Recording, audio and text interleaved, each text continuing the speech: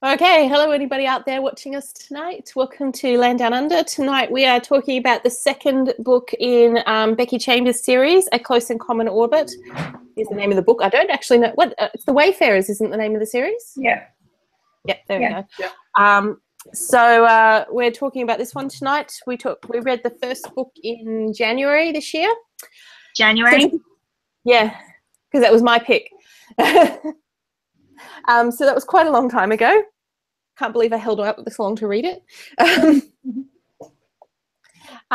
So shall we do general impressions, guys? Yes? Yeah. Sure. Good. Naomi, you go. I haven't actually finished the book, but Karina's given me a short synopsis, and then I read the last chapter because she was like just over halfway, and I was like, "You're not going to make it," because it's not the. While it's a short book, it's not the kind of book that you can read quickly. It's very emotional. Like you can't skim read it. And so because she was just over halfway, I sort of filled her in on everything that happened. That was like, read the last chapter yourself because I'm not going to do it justice. Yeah. But I love the story. Like, I love that it's not a book that is there to get a character to a point. Like, it's not about, Lovelace going back to being Lovelace, or it's not about, it's not about what you would expect the story to be about. It's about, just the growth of the characters and where they go on their journey. And it's really, like, so far it's been really, really beautiful. And the last chapter just broke me out. It's so cute. Excellent. Karina? I loved it. I think I said with the first book that it was very much an unexpected love for me because there's so much AI and it's like quite heavy sci-fi compared to what like it's not heavy sci-fi, but compared to what I normally read, it is. And so really enjoying the first one was quite a surprise. Really, really enjoying this one was a definite surprise, especially considering that I cried 3 times reading it. Yeah, I wasn't alone with the crying. Oh no, I cried. Oh no, there was no way to get through it without crying. I haven't cried yet. But should I expect it to? No, it's all in the back half. Okay. Cool. That's right. As long as I'm not a heartless beast, you'll cry. Points yet. Yeah, it's just so emotional and beautiful, and as Naomi said, it doesn't really go the places that you expect it to. Like, it would have been so easy to turn it into her, Sidra, going back to just being an AI system the way that she was before because that's what she wanted. Or her getting discovered or something like that, and that's just not where the book went. And I really appreciated that. Yeah, like, for a good portion of the book, it just felt like it was building towards Sidra being discovered or Sidra going back to being a ship's AI. Like, that's kind of where, like, especially for that first half of the book where you're sort of just getting a bit of story, it felt like that's where they were trying to aim you, and I'm really glad that's not where they went. Yeah. Sarah? I loved it. I also think having read the first one, I was much more prepared for what this book was going to be. As you may recall, I found the first one, a little bit like exactly what like Naomi was just saying. It could have gone this way and it could have gone this way, but I knew it never was going to because that's exactly what in the first one it was like. They were going to cover the secret and then it just was all out. What I look at this series as is a beautiful piece of world and character building that doesn't necessarily need to be all it doesn't need to have your typical throw them into the depths of despair. I mean, there's a couple of moments of that which were quite cool, but for me it was just a great piece of world building, a way to explore ideas that we talk about on Earth, but because of our civilization and our background aren't quite prepared for, or it is alien to us. So I found that really, really great. I found Jane 23, Jane 23's or Pepper's story incredibly sad and moving and upsetting, and all those things. And I really enjoyed Sidra's story as well.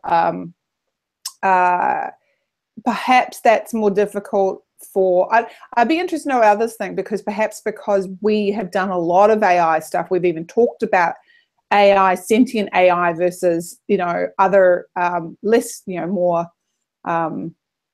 task-based AI. We've actually had those discussions. It was, I think, some of those things that the author was exploring, which is quite right. It was good to see those there, because we've actually explored those ourselves, and it wasn't strange. It was great and not strange to me. And, I was like, yeah, this is really, like hearing Sidra sort of talking about when she was talking to the AI, the Trip AI, I think it was, who was a Hamagian. Did I say that right? I don't know. And she sort of, struggle, look like what makes us different kind of thing. I thought it was really cool. But I really enjoyed it. And I have lots of things to discuss, and I'm sorry, Naomi, I may spoil some things. Apologies. I already spoiled everything for us. Karina's already told me what happened, so I know what's But happening. I have to discuss some of the moving, like the emotional bits. So I'm not sure they're gonna. I want you to experience them for yourself, but I feel like talking about them might ruin them for you. So we might. No, it's fine. It's fine. Okay. I'm ditto feelings. I love this author. I think I might actually follow her pretty much anywhere, because I read the description of the third book and I was like, no, I want you to do other things. And then I was like, you know what? Doesn't matter. I'll read it anyway because it's you. That's kind of how I felt reading the synopsis when this came out, because I remember finishing the first one and I wanted more of the Andrix. Yes. Like, that's what I wanted to know more about. And for them to then go, oh, we're going to follow Pepper and Lovelace. And I was like, I don't care. Like, that's not what I wanted more of. But I was, by 5 pages in, I was like, no, I'm cool with this. Let's go. I'm hooked. I want to know more. Although I did enjoy exploring I don't know how to say it, but the Aeolians? Aeolians, yeah. Yeah. I really enjoyed exploring their culture a little bit through TAC. I thought that was really nice. So I really like the fact that it's not 100% confirmed, but I'm pretty sure all 4 of the main characters in this story are quite possibly asexual. I don't think TAC is, because TAC was flirting. TAC's more switches between them. Yeah, sorry, but you're right. TAC's definitely not asexual, because no, you're right. Sorry, I forgot about that. When Zay was flirting at the bar, and then he had to look after Sidra. Yeah. No, you're correct about that. I apologize. You're correct. I was. It's interesting about Pepper and Blue. Isn't there a kiss between Pepper and Blue? Yeah, they do kiss, but it is also implied at the end of Jane's story, when Jane becomes Pepper, essentially, that she hadn't really seen him in that way. Now, that doesn't mean that they didn't go that way. It's just, it's in no way confirmed that they did by the rest of the story either. I they have got the impression from the parts set in Resent Day that they were together, but that she just hadn't thought of it because she hadn't sort of been socialized in that kind of an environment more than anything else. Not that they didn't end up together. I thought the same thing until I started looking back through it, and I couldn't find anything that confirmed it either way, like definitively. So, which is why I'm incredibly close, best soulmates, but without the romanticism. Physical, yes, because they enjoy that physicality of having a person that they can have that and also, with. But anything that it was actually sexual. Yeah, because also no one will ever understand where they come from and what they've been through except for each other. So that totally makes sense. That's right. I don't know for sure. I'm happy to be proven otherwise. But I kind of, at first I was sort of like, no. And then I was like, actually, I kind of like that if that is the case, because it just shows that, like, it's that found family thing all that so much more, even possibly amazingly, I think she might have managed to do found family even stronger than she did it in the last one, in the last book, I mean. Yeah. Honestly, to me, either way, it doesn't matter. Like, whether they're a couple sexually or not, they're still a couple. Like, they are two people that live together who want to be a part of each other's family. Whether or not they have sex or not doesn't really matter. Like, if they're both asexual, they're not. I would say that they're not aromantic. Like, they are romantic towards one another, even if they're not sexual towards one another. That's true. Blue is incredibly romantic. The things he would do for Pepper. Absolutely. Yeah, like 100% agree. Yeah, if they are asexual, because it isn't confirmed either way. Like, they don't make sort of overtly sexual sort of motions towards one another, but they are very romantic towards one another. Like, they are definitely a couple. Like, yes, 100%. And to me, they're like, the family that they've created is just so beautiful, and the support that they give one another, and just like, it doesn't matter to me whether or not they are, like, whether they're coupling as it's called in this book or not. Like, it doesn't change their dynamic. But and I think that's what I sort of liked about Sidra and Tak's relationship, is that while Tak obviously had relations elsewhere, their relationship was very close as well. Whether it was actually getting to the point of being a couple is a whole other argument, because I'm not sure that Sidra has the aromantic aspect to give her that. It was more like a super close friendship. But yeah. And there was something that I think I worked something out towards the end of it, when Tak's going through basically doping her at that point. Or Zer. I'll say Zer because I can't remember whether she was a her or a he. Let's just stick with Zer, because getting it straight when Zer was changing. When Zer was doping herself, like, you know, because everything is in the cheek patches. And it was a bit where Sidra was saying to Tak, you know, is it now that I've removed my honesty protocol, is that why you don't like, you know, there was a bit there where she was saying, because I've removed, Sidra was unsure whether Tak, having her honesty protocol removed, whether Tak liked her less because she couldn't control her type thing. And then for me, the great insight was at the end, it was like, no, it's because this was someone who was like Zer.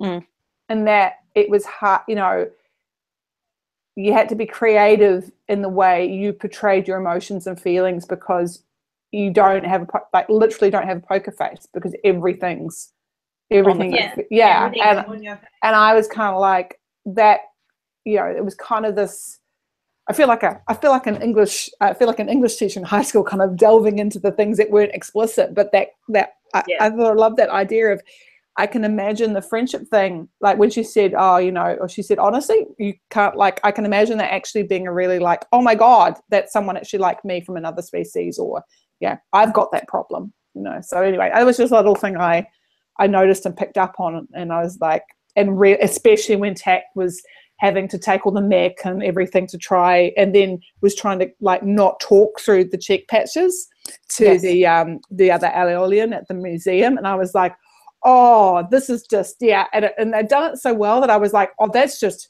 weird. You know, like, okay, this is it's almost dishonest, and it's, you know, trying not to be dishonest. It was very strange and very cool. Anyway. Yeah.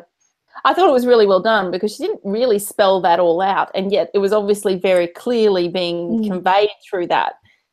Yeah. So I think she's just such a good writer. And what else is there to talk? What else do other people? I'm talking too much. What are other things that people picked up? I've got full of stick over. All the, like, hidden like things that were attached to food for Sidra, like, if she, like, the food and drink. That was beautifully done. Like the memories that have been implanted, like, were just so beautiful. They really were. Yeah. Yeah, she can't enjoy food the way that a human enjoys food, because we enjoy it not just obviously for, like, life, but we enjoy the scent and the flavor and the, like, feel of it. And memories. obviously she can't get those sorts of things from it, but having some sort of like something to associate with it. Tangible thing to associate with having that food and having something to describe it to. Like if you're saying that it gives me the feeling of, you know, being near the ocean, or it's hot, or it's, you know, relaxing, or, you know, having those sorts of sort of fake memories that sort of pop up, which is really sweet.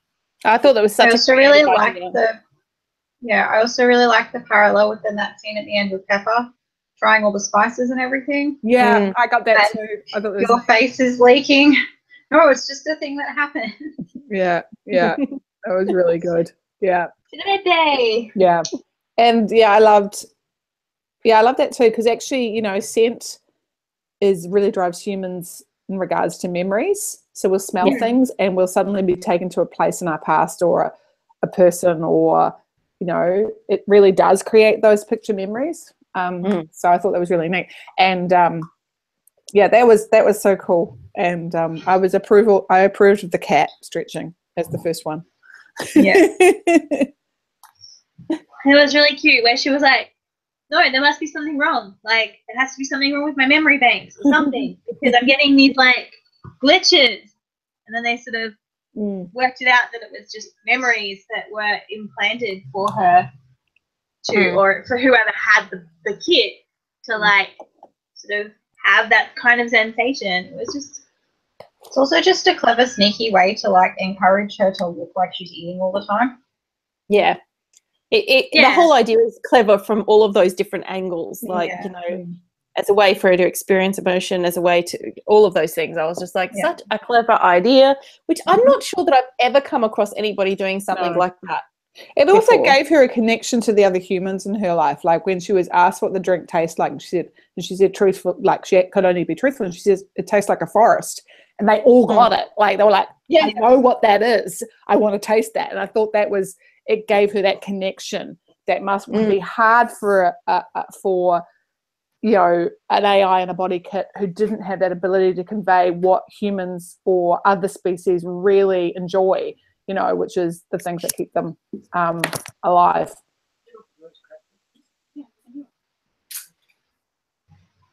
I think she's getting wine. Yeah. I got bought cider, but it tastes like metal. I don't know what's wrong with my mouth, because Karina says it does not taste like that. I can't drink wine anymore. Like it has this like weird metally aftertaste to me. I don't know what it is. No, I'm getting that a lot myself. Maybe you're sensitive to the preservatives in it. Maybe. Because I get that with some of the wines. I'm not able to, I can taste like the egg filters and stuff. So I'm thinking about trying some organic wine to see if I can enjoy wine again. But a lot of it, I'm just like, really, like just. Although, isn't it supposed to say if there are any preservatives in it? Sorry, guys, wine top up. No, all good, all good. Maybe it's just because it's a lot more alcoholic than the cider I'm used to. Maybe. What percentage is it? It's 2 standard drinks in a 330 ml. Oh. And usually a cider is like 1.2. Yeah. So maybe that's the metallic sort of taste that I can taste metal when I'm drinking my cider, Mel. And I don't know why, because Karina is like, it does not taste like metal, you're crazy. Which is fine. I'm fine. It might be just something about you tonight too. Like it might be just something in your system tonight that's giving you that feel. Like sometimes I find I smell something, the scent sticks there, and then it makes everything taste a little bit off. Mm-hmm. Well, I've never had this one before. It's part of my cider event, so. So I was going to ask, what was everybody's tearful moments? Oh, God. Ow, and then ow, and then ow. I was upset when she found the bunkmates. I'm crying up now. Yeah, that really upset me. because that whole idea of what they were doing to their children really upset me. So, or, you know, to the clones, it was so awful. Like it was just oh, I hated that so much. Yeah, and finding the two dead bodies huddled together just really brought it home too. Yeah. So that was hardcore. I have to go get my book. I think the first time I cried was when it's always Jane, right? Yeah. See, the funny thing is, while I was reading, every time I finished a Jane chapter, I was like, no, I want more Jane chapter. And then I'd read the Sidra chapters and be like, oh yeah, I really enjoy this. More Jane chapter, more Jane chapter. Oh, I'm still really enjoying it. Like, I couldn't be mad when it wasn't a Jane chapter because I still really enjoyed Sidra. Yeah. And but so Jane didn't get me more. I thought it was actually a brilliant technique because the Jane stuff was pretty heavy. Yeah. And it was nice to have a different approach. I had a question for everybody. Sorry, we'll get back to the tearful moments in a sec. I'll hold my question. More tearful moments. So for me, my first one was when the first time Jane was all huddled in a corner and Al was trying her best to comfort her but couldn't do anything, and Jane was just like all tucked up in a little ball, and I was just like, okay, I'm gone. I cried towards the end too. There was something that happened and I teared up. It was probably when Al got taken away and she couldn't get to her. When Al gets confiscated. Yeah, that also just made me really angry. Yeah. I was just so cranky because I was like I can get like that they don't have the same feelings for AIs and that they see them differently. But what you've inherited here is a little girl who has for, 8 years. Well, she's not little anymore. She was 19. So she would have been a young woman.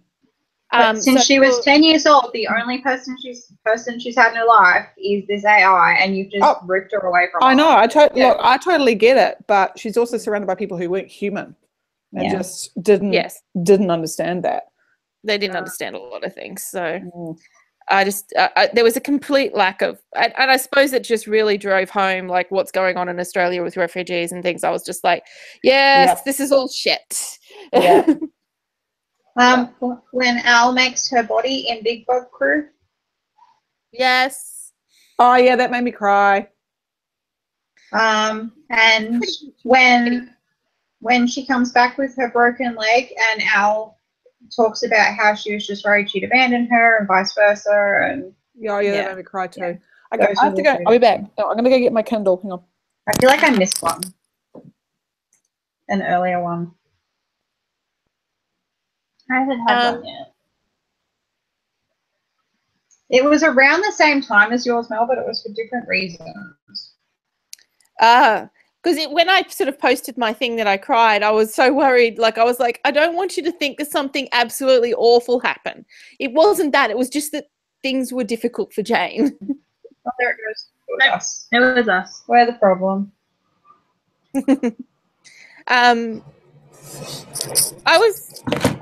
Was it just me? So I'm moving off the tearful moments a bit, but was it just me, or did everybody else hope that Blue was actually going to be the other Jane 64 or whatever it was? I think it was just you.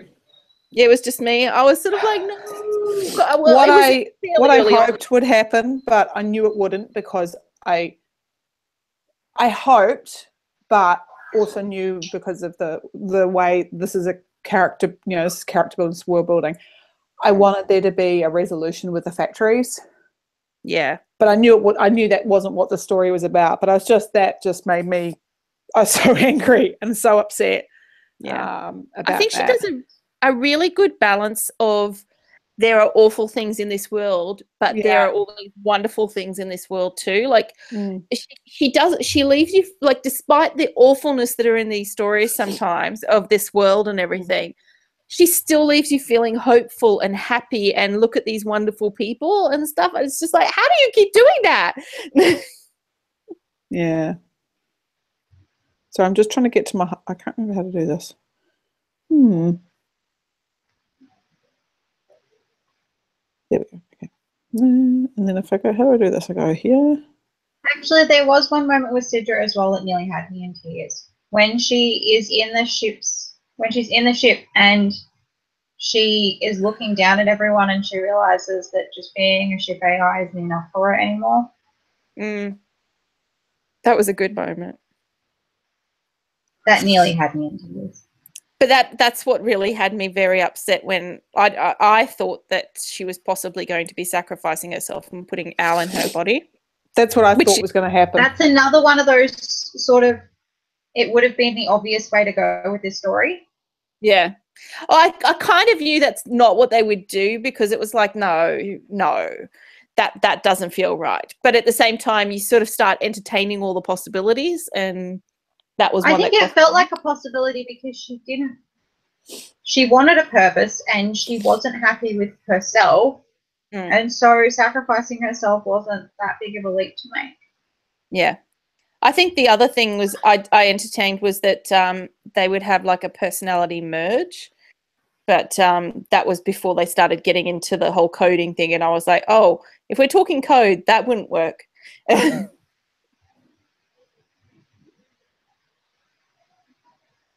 But I thought it was a really nice resolution at the end. Like the fact that she ended up running a bar, I was like, oh my God, that's so perfect for Sidra. Yeah, and all the like sort of pet mechs that she had that she was kind of linked to, so that she could still see around the bar that she was still her, and yeah, it was really nicely done. There was I've got some highlights there.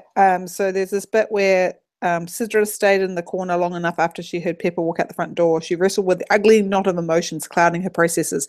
She was angry with Pepper for not understanding. She was grateful for Pepper for trying to help. She was angry with Pepper for not agreeing with her about linking access. She was ashamed at how she just behaved just then. She was justified in how she behaved just then. She wasn't. And I said, and I put down, yeah, welcome to being a human. Pretty much. Tangles of emotion. Yeah. There was oh, I like this bit. What was this bit here? Oh, about getting a tattoo, which I thought was kind of cool. I'm getting some ink, and Blue laughed and said, ruffled the kit's hair. I mean, hey, if you're going to have an existential crisis, go all out, yeah? I thought it was really cool. I was actually kind of sad she didn't go back and get the tattoo as a stationary one. Yeah, me too. I was really that kind of disappointed me. But I guess at that point she was trying to repair her relationship with Tack. I'm not. Yeah, and I mean maybe it would have happened eventually. I just I was sort of waiting for that moment because it was like beautiful imagery, meaningful to you. Right? Yeah. Do it. Yeah. No. Says the person who has no tattoos. No, but I understood her reasons for it, like you did. Like I thought, this is. It was a really cool idea as a way to sort of help her connect with her body a little bit more, because that's sort of what I was waiting for. Like after a little bit, when she's constantly referring to the kit as the kit, you sort of kind of start. I sort of started to feel like, okay, that's going to be a thing that we need to take notice of. That will hopefully change over time. Yeah. So I was really sort of looking forward to the tattoo for that reason. I was so sad when it didn't work, but it was also like made sense. Yeah. Just trying to figure out where to go in my story. Yeah. So what did I think also? It wasn't a particularly complex, like there's not a lot that happens. It's just a lot that happens overall, if that makes sense. Yeah. Oh, I had a question. How old did everyone think Pepper was before they started the story? Like even from the Wayfarer's first book? Late 30s to 40s. That's what I had too. So according to this, she's only 29. I had imagined her in her mid-40s. Yeah. Because of her experience in life. Like, because she knew so much. The way she talked and stuff. Yeah, so and the way she was with Jinx, like she was quite a mother to him in a way. And so I kind of saw her as this sort of, still very active woman, but old, in her 40s, kind of, running around and doing stuff, but also a good lot of life experience. So I was very surprised that she was as young as she was in this. Yeah.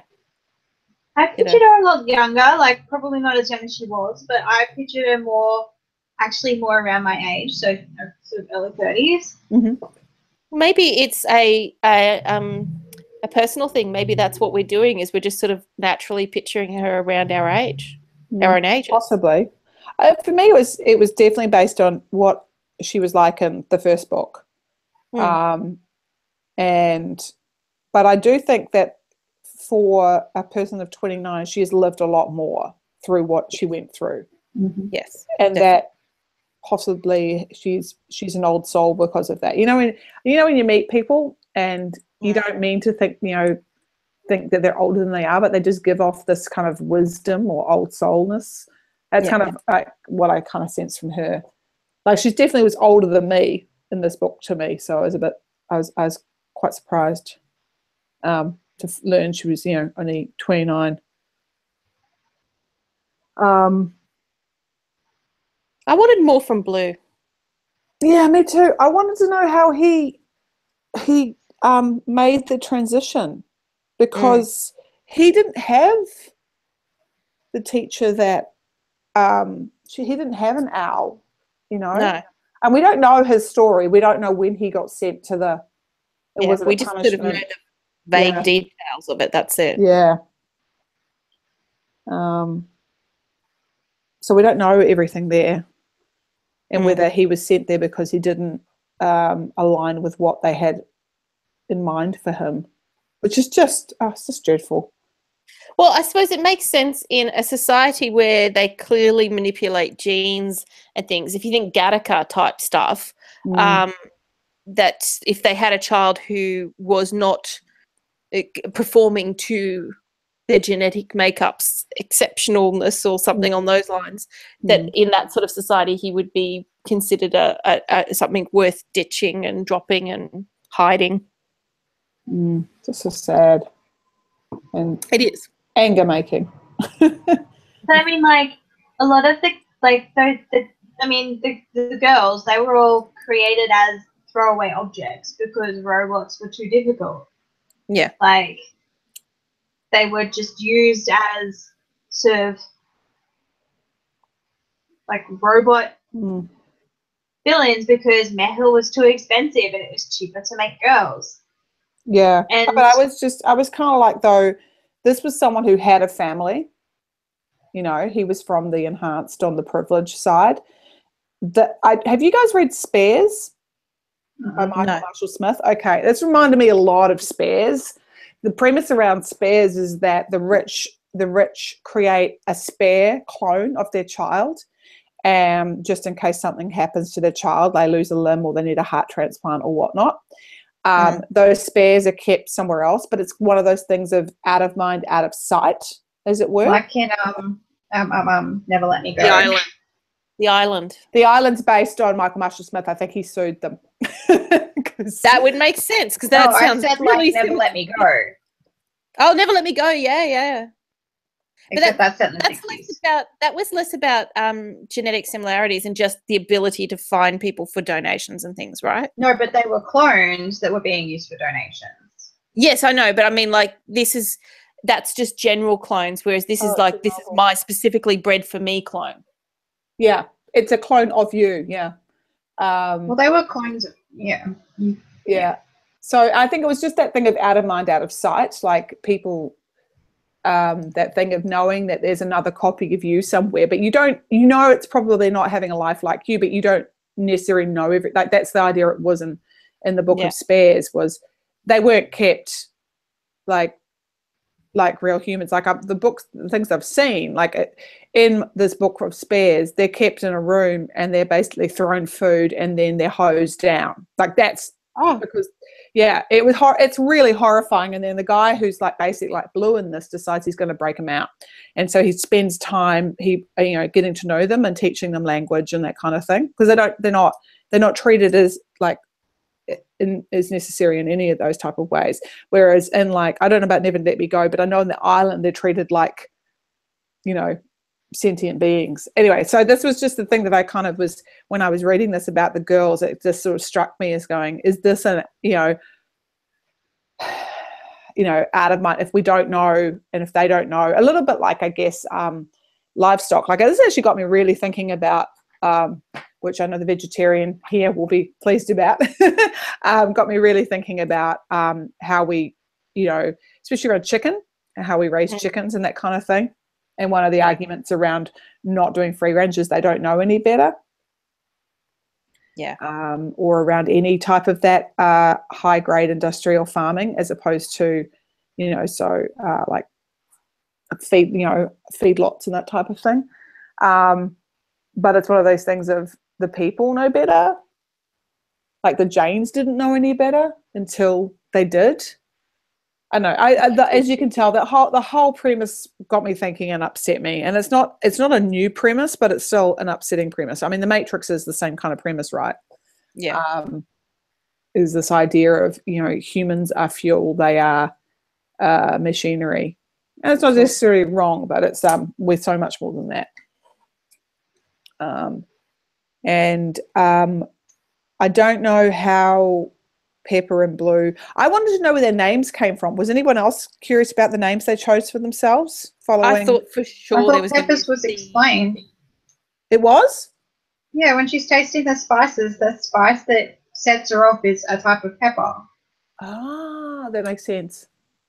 But I don't know where Blue came from. I assume it comes from something to do with him being an artist. Right. Yeah. Gotcha. I was expecting there to be a specific like naming scene where they would go through the process of choosing it, but Sidra did the similar sort of thing where it just sort of had already happened. Yeah. And it was quick sort of thing. But I've got to say, I'm glad they did it so quickly. I needed to not think of her as Lovelace. Yeah. Yeah. I agree. Yeah. Because she wasn't. No, and she really, really wasn't. And because that made me cry. Yeah. The memory that she had of seeing Jinx crying set me off crying. That got me, because it just took me back to that whole moment. And also somebody just like, that was true to me, sentience, because she's just like, she knows something's wrong and upset and she doesn't know what it is. And it's just, I've arrived somewhere and it's all wrong and I don't know why. And I was just like, oh my God, I really felt for her in that scene. Yeah. Oh, but at the same time, I felt bad for her because arriving in that situation, waking up in that situation, forced her kind of into taking a body, which is not something that she had wanted. No. So it sort of put her in this circumstance where she was just like, I'm surprised she was as little resentful as she was over it, like later on. Initially not so much, but later on when she was really, really hating being in the body and everything in the kit, I was like, I'm amazed how little resentment she feels for how it all happened. I think the other thing that's interesting, that if you reflect on what happened in the last chapter, and that she had a protocol to shut herself down for upgrades, like that she never played, that never got played during that point where she came to life, and she was not the original, like she was a new installation. And then obviously they were like, okay, well, we can't have you around here anymore. That protocol didn't kick in. So that was interesting. Yeah. Did they say the body would, what did they say about the kit, about it? It wouldn't age, but it would run out or something? Can't remember. Said things won't. They did say something about the kit aging. Yeah, was that I right? don't remember. I think they said that it would live a normal lifespan, and I don't know. I'm not sure whether I can't remember about the aging issue. I mean, I assume it'd have to age, otherwise it would be rather noticeable. Yeah, but it doesn't, its hair doesn't, it didn't grow hair, it doesn't grow fingernails. I'm just trying to see what it said. Oh, the underwater scene was very cool, where Yeah. they were traveling. That was really neat. I wanted more of that. I was like, go back and explore it. Yeah.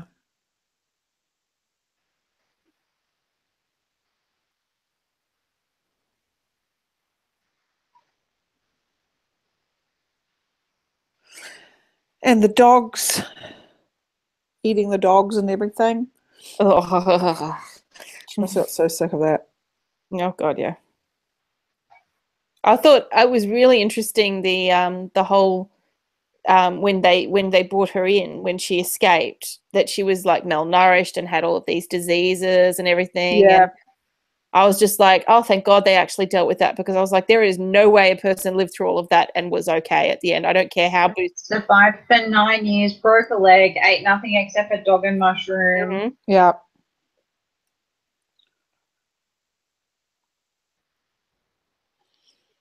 Yeah. Just seeing what they said. I think I don't know. I wanted a bit more of her and Blue developing their relationship, and that's probably why I wanted more Blue. I wanted to know a Yeah. bit more about his history, but I also just wanted a little bit more to understand how their relationship was. I wanted to know how Blue became as comfortable as he, like why he was, Talk and stuff. yeah, because he didn't talk to start with. Obviously, he has a stutter, maybe, and that's maybe something he worked on in learning clip.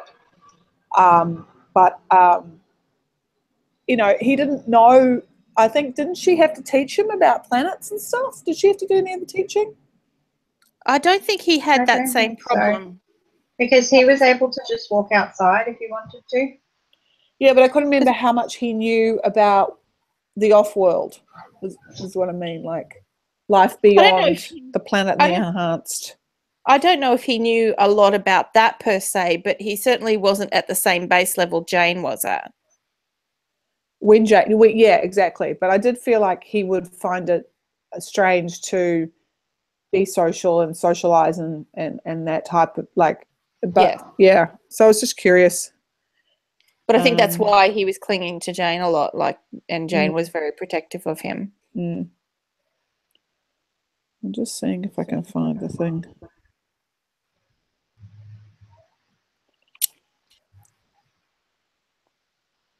Go to. I just need more books like this.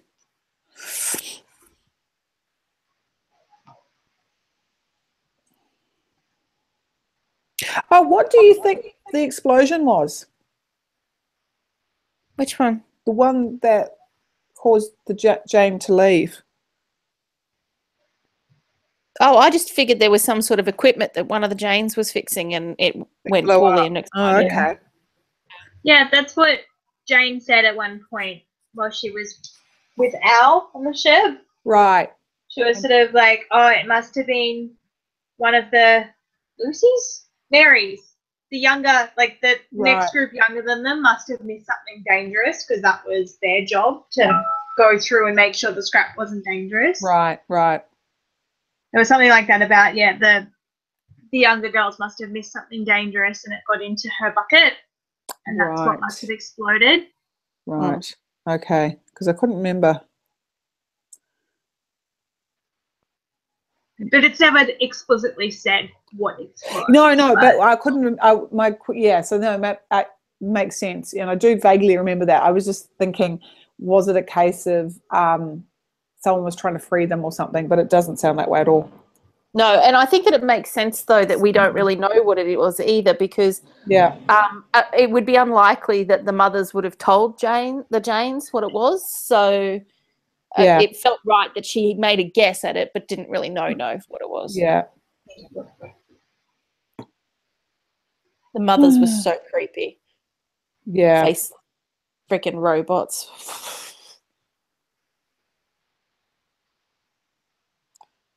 Just seeing if I can find that bit where it says. And the Sims were kind of fun. Yeah.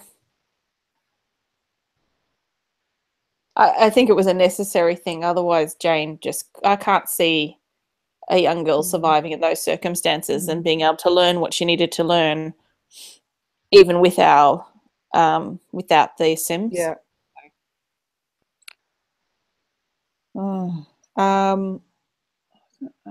So what do we think of some of the, we got to know much more about Aeolians, Something like that. Aeolians, yeah, like Aero, like the Aero bar. What do we think of their approach to parenting and breeding and stuff? I thought it was, it's always good to explore those kind of different ways, because they're sort of, but I thought it was interesting how the approach was that, you know, parenting is a full-time job. They didn't talk about how that was funded. And that's the economist in me wants to know how it was funded. Like, who funds the creches if it's a full-time job? Or do the mothers pay? Like, I don't know. Or is it a job like teaching and it just you get funded by the state or something? That's what I figured. I figured the state covers it. Yeah.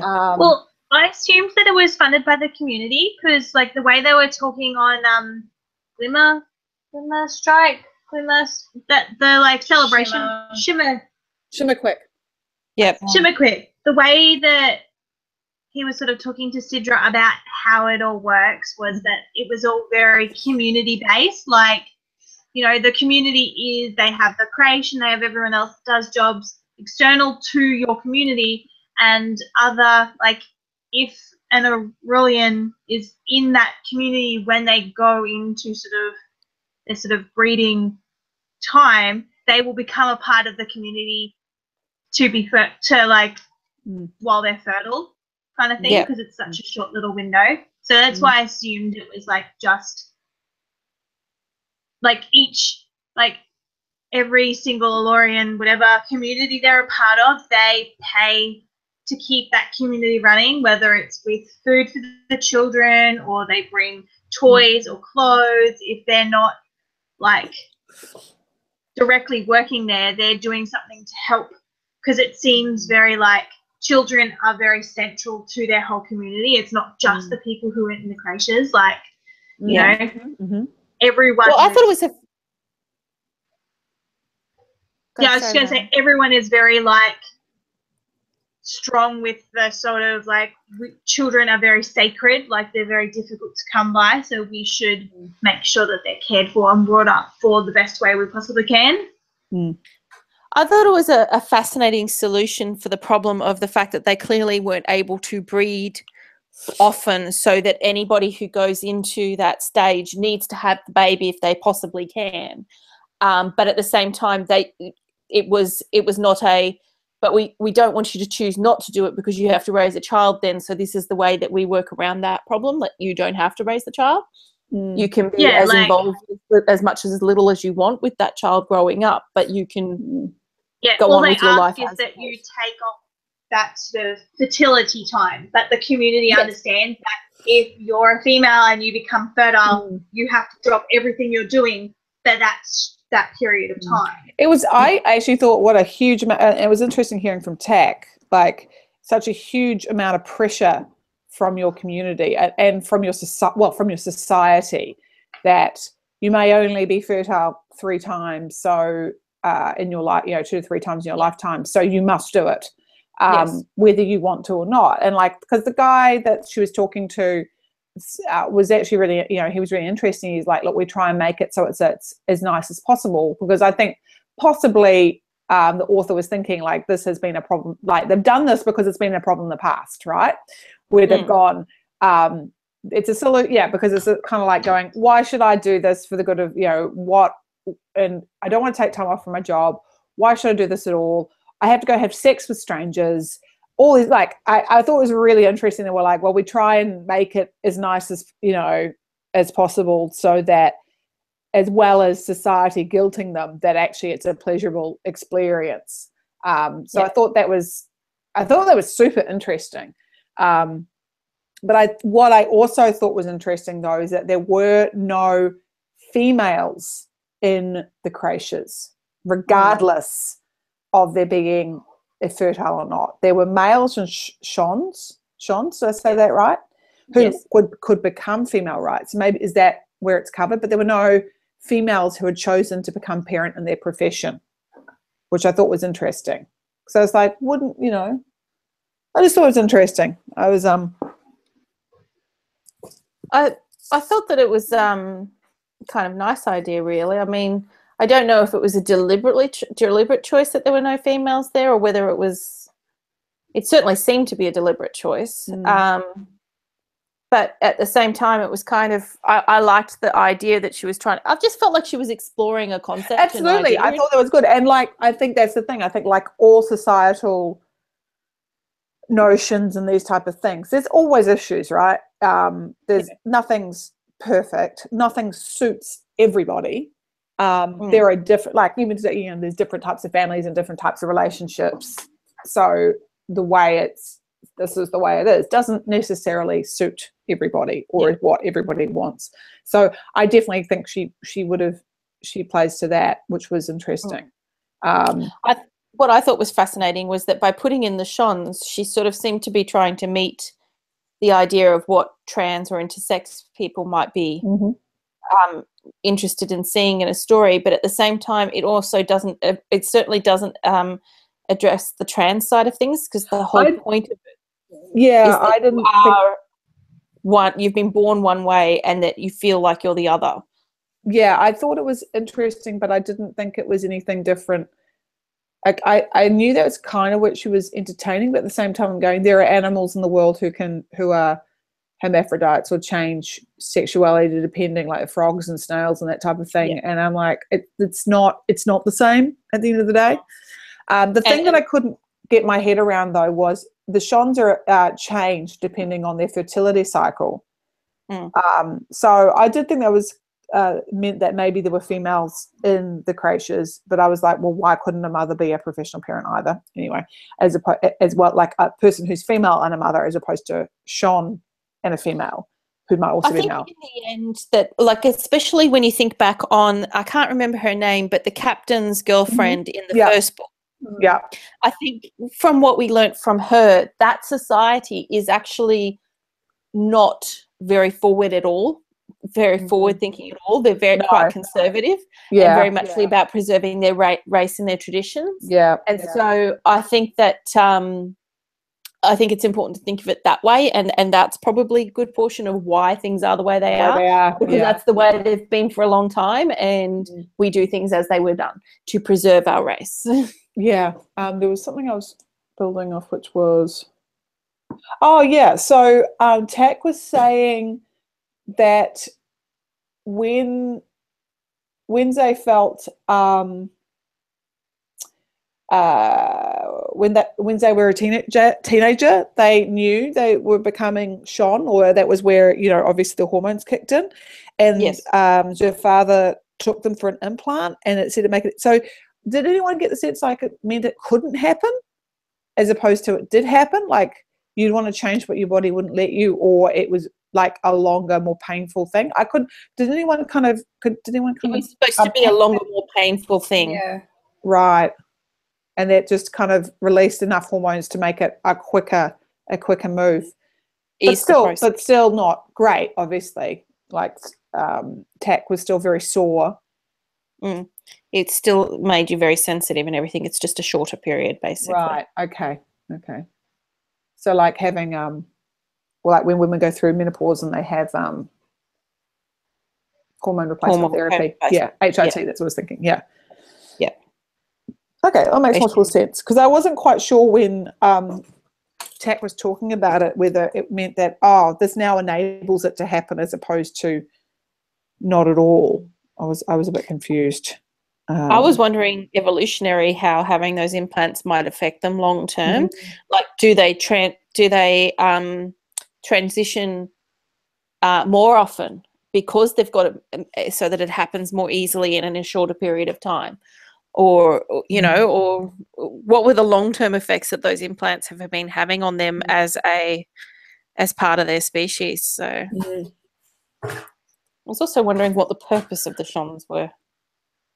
Well, my wonder was, is it evolutionary in that the women who can breed, those who have eggs, only are fertile 2 to 3 times, whereas if you have Shons, you've got the ability They talked a little bit about there being segregated societies. Do you remember? Yes, that's right. It came from a time that males would live, and this was I do vaguely remember saying this was evolution or nature's way of trying to balance out the odds or something. Yes, that actually, I remember that now. I'd forgotten totally about that. There's a lot to take in this book. Yes. In fact, actually, when they went to the Shimmer, I was just like, and they started describing like all the sexes and everything about the aliens and that, I was just like, okay, I didn't take much of that in at all. There was an awful lot in a very quick I read it 3 times. I read it 3 times because I also found it really fascinating because I thought this is a really great piece of world building to get to grips with because we really uncovered a lot of the Andrisks in the last one. So I really like how we're kind of uncovering the different races as we go through. Oh, can someone please remind me, the cook, whose name I've forgotten, in the first one. Yes. Is he with the cart Harmenian, or was he a different race? I think so. Yeah, I thought so, but I wasn't sure. Like, you weren't going to see much of him around because they're going extinct. Yeah, because he talked about because he was female to start. They changed sex as they moved through life, and he was female and had kids, and when he was fighting a war. Do you remember? They're fighting each other, but I didn't know if that was, and I do remember the cook having this wonderful, deep, rolling voice and laugh, and it would very musical voice. But I don't remember the cart, so I don't remember what the cook was in the book, and if everyone remember if that's what it was or not. And what I remember, it started with H, and I remember him having 6 appendages, like arms and leg things. Right. Arms. And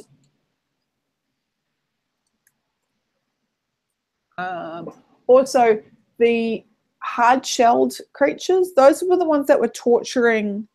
They were like security, right? In the first one, they had the shells, and I kind of imagine these like kind of beetle type beings. I don't actually remember. You remember there was a clone in he didn't know he was a clone in the first one. He was an engineer or something. Yes. Yeah. And he got thrown in jail, and those were like the guards. And then there was at the end, there was the species who didn't want anything to do with anyone.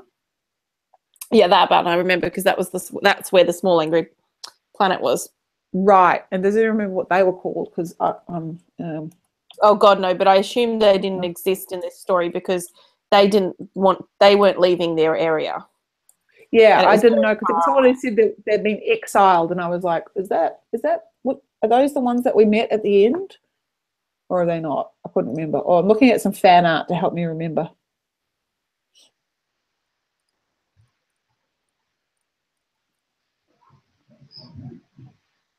You guys have gone quiet. Have you got anything you want to talk about? Yeah, sorry, I'm talking a lot. No, you're right. It's been a long week. It's been a very long week. Dr. Chef. Yes. What is he? Let's see if he's a...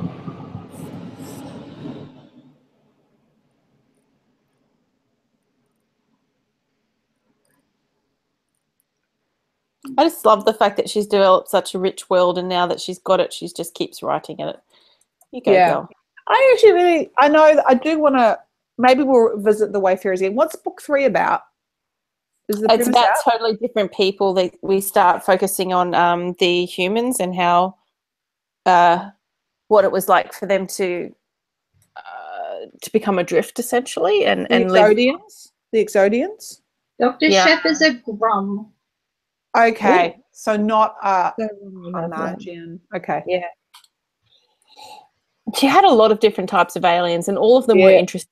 LaRue sounded, I couldn't imagine them, but they sounded so cool, the LaRue. I'm with you, though, Karina. I really wanted to spend a lot more time with the Andrix. I was like, yes, let's go there more. I just really, I wanted to explore their culture more, which we did a lot in the first book, but I wanted to. I'm with you. I think that would have been fun to spend a lot more time with that, but It didn't fit with the story. No. So. We did get to Although spend. it's funny how we went from one book that is so focused on, like we get so many angles from so many different species, to this, which is human and another human and an AI that is in the shape of a human. Yeah. But I think that perhaps that was in response to some of the criticism she got for the first book, like that there was too many different types of perspectives and things.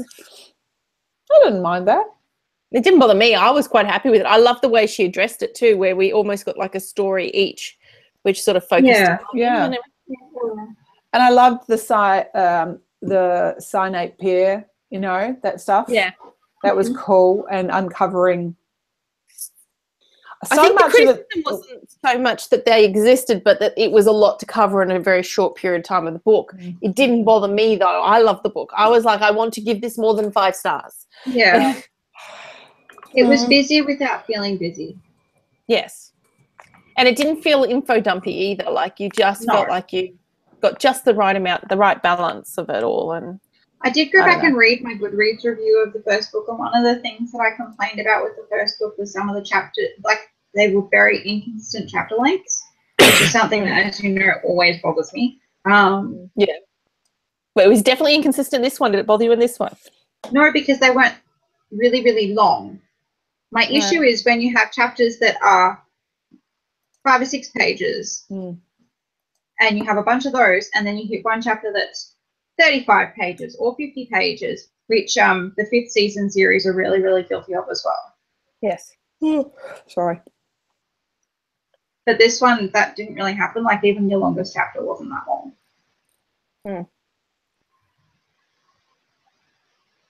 I think that it bothers me more when they're super short. I don't mind a long chapter per se, as long as it feels appropriate for how the story is flowing. But when it's really super short, like I think one of the chapters in here was 2, maybe 3 pages. Yeah. I was like, whoa, that was short. Okay. But I don't know. I suppose as long as I'm enjoying the story, I don't care that much. It's more when I sit down to read and I'm like, okay, I know how long a chapter in this book is going to take me, so I know that I can sit down for 10 minutes and get it through a chapter. But then I sit down and open it up and, oh, actually, this chapter is 50 pages. You're going to be here for a while. Yeah. Especially with books like this, I was definitely doing that. With this one, I'll be like, okay, just finish this chapter. That'll be enough, and then you can put the light out. Although I must admit, I think when I got to the last 100 pages, I just didn't go back. I just didn't go to sleep on this one. Yeah. I was just like, okay. I had a nap this afternoon when I was reading it. Oh, I fell asleep. Not you'd believe I'd had a nap today, 1 morning. And I dreamt that I was trying to, you know, fix my own ship. I was like running around, like trying to get all the parts that I needed. It was kind of freaky. It actually makes me think of a game I've played. I can't remember what it was, but I used to play it on the Wii, but I think it existed before Wii. It was like these little alien creatures that you gathered, and they help you gather up your parts. Pikmin? Pikmin, that's it. I've been playing Pikmin on my DS all day. Oh, cute. Well, that's what Jane's story felt a little bit like. A little less cute, but that sort of storyline. Oh, God, I've got lots of notifications. What was I doing? Oh, I was just checking. I think, Naomi, you're the next person who I need to bug to pick a book. Not yet, though. Like, you've got like a month. I have a vague idea of what I want to read. Yeah. Okay. So what I think it is. There's no hurry. Like, I just like to let people... Yeah. I've been thinking about Caravel. I haven't made a final decision yet, so don't quote me. But... No, that's fine. You've got like a full month to work before I'm going to be like bugging you about it or anything. I just like to give people some notice that I'm going to start bugging them at some stage. Oh no, I knew you were going to start bugging me in about a month, but I wanted to have it picked so that it was a bit easier for like Karina to get it read during school holidays if she wanted to. Although everything going on now, I think everything is going to go a little bit south. What's going on? Is everything all right? Oh wait, should we stop the hangout? Are we done? I think so. I mean, I could keep talking about how great I thought it was and how much I'm enjoying the story, but really we've kind of just said everything. Like, it was good. It was good. I was just having a look around to see what other reviews said, to see if there was anything like specific anybody talked about, you know, just to get some stuff. But no, everyone just says it was great. I think one of the first reviews on Goodreads that came up for me was some girl saying, calling people who didn't like the first book Grinches, but she can forgive them. But if you don't like this, no. You need the people of Whoville to come and sing to you. I certainly think that if you had complaints about the first one, this one should have fixed them. Yeah. Like that's how I sort of feel about it. Whereas I was just like, love, so much love. I was actually sort of thinking because I'd heard that, I thought that reading this one that I wouldn't like it quite as much as the first one because I was so attached to the first one, but no, it didn't matter. I was quite okay with going into different characters because honestly, this is like, I've just gone through Stranger Things 2 and I really enjoyed it. But one of my complaints, Matt and I talked about it, was the Duffer Brothers have created quite an amazing universe. We didn't necessarily need to go back to the same characters. I've enjoyed it. I think they've done a good job, but that's what I really liked about this. I love it when an author can create they have in their head this expanded universe and they just want to explore it and the characters within it and the stories that exist. And I am up for that. I am up for world building, and that's why I, like, in a weird way, because I knew what I was up for, I enjoyed this more than the first book. And because like, don't get me wrong, I enjoyed the first book, but yes, you might recall I was kind of waiting for that kind of sci-fi like suspense, or and it isn't that. And when I came into this one, I was like, I'm just gonna let myself be drawn into this world and these characters and these different societies that aren't perfect. Like, it's like, but they're trying to work things out. But like you pointed out, Mel, at some point it is going to fall down around their ears, or they're going to have to adapt again. And I just loved that. I thought it was great. And I also, got very angry and upset about the Janes and the Marys, and that's really hard. It's one of the reasons I want to talk to Kirsten and Matt, because I know that would have really upset them as well. I'm just hopeful that perhaps that's a concept she's going to come back and explore, and maybe do something about it. And maybe another. But from what I understood from this book, from this world, is that that's not the only place that it happens. Like, it's lots of different places. It's a societal problem, universe wide. But I think that's what makes her world so good and believable, is because it's not a perfect world. No. It's not a world where even the characters that are living in it are trying to make it a perfect world. It's a world where we live in and we make the best of it. And that's reality. That's life. Yeah, no, that's what I liked. And that's it, right? It's absolutely. It's absolutely. I thought that was really neat. It was the same thing in the first novel. And I totally recommend this. I think I can also recommend this to people who aren't necessarily, into sci-fi, but just really love great characters and so I think some people who really, I think there's some people who prefer, fantasy and don't like sci-fi, but I would recommend this if someone was more a fantasy person. That I think they'd really enjoy this. Well, I mean, that's why 100%. Yeah, like, I've got Nye reading the first one for that reason exactly. He's not a sci-fi reader, and he's reading the first one quite happily because it's the kind of book where it doesn't matter. Yeah. Well, good. I can tell Ben that because I've been pushing him to read it for ages too. Good. Nye is actually enjoying the first one so much that he's told me to bring the second one with us at Christmas so he can read it while we're away. Oh, nice. Oh, good. Take some tissues. I'm pretty sure my mum will be supplied. It's okay. Yeah, because I was, I mean, I'm a crier, but I was surprised at the bits that really got me. Like, I was like, Actually, I'd actually be very surprised if Nia cries. I don't know what it is about adding testosterone to your system, but he doesn't cry. Okay. No, not as bad. Yeah. But it doesn't mean that he doesn't enjoy emotional stories and doesn't get emotional. But Yeah. he gets far more emotional than I do. He just doesn't cry. That's all right. He doesn't leak. Pretty much. All right. Anything else we want to add? Because I'll stop the broadcast and we can just chat. No. A+ book. Okay. Would recommend. Okay, everyone. If you've watched this and you haven't read the book, I don't know why you're still watching this, but thank you for joining us. Please read the book. We highly recommend it. Otherwise, good night. Night.